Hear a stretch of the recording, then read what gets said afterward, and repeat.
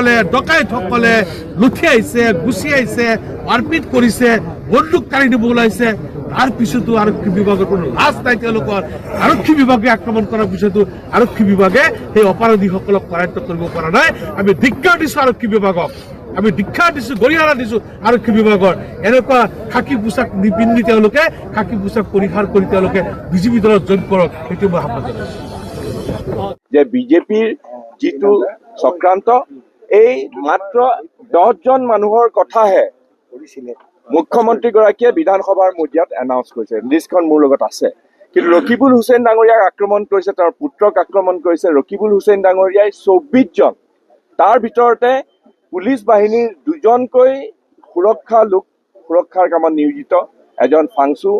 আৰু ফাংচু ডাঙৰীয়া আৰু এজন জিতুমণি বৰা তেওঁলোকক যেনেকৈ গুৰিয়াই লঠিয়াই গুণ্ডা বাহিনীয়ে এওঁলোকৰ ছত্ৰছায়াতে আজি তেওঁলোকৰ ফ্ৰেংকেষ্টাইন হ'বলৈ গৈ আছে তেওঁলোকে যি আক্ৰমণ কৰিছিলে সেই আততায়ীবিলাকক চিনাক্ত কৰি 24 জন লোকৰ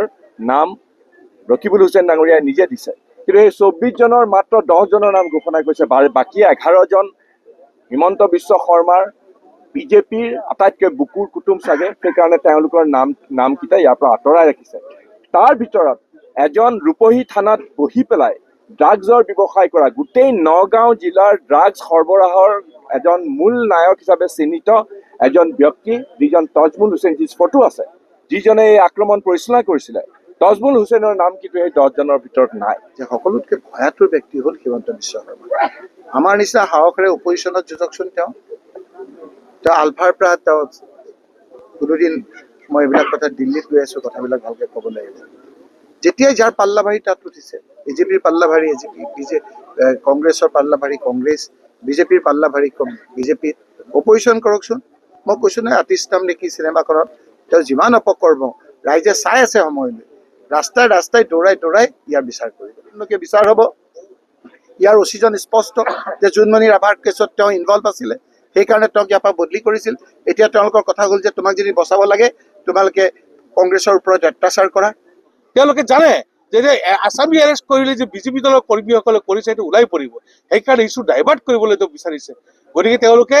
যিটো ৰাজ্যত বাস কৰিছে সেই ৰাজ্যত মান সন্মান গৰিমা তেওঁলোকে বজাই ৰাখক আজি অসমীয়াৰ ওপৰত আক্ৰমণ কৰিছে আজি অসমীয়া জাতিৰ ওপৰত আক্ৰমণ কৰিছে অসমীয়া জাতি ৰক্ষা কৰাৰ কাৰণে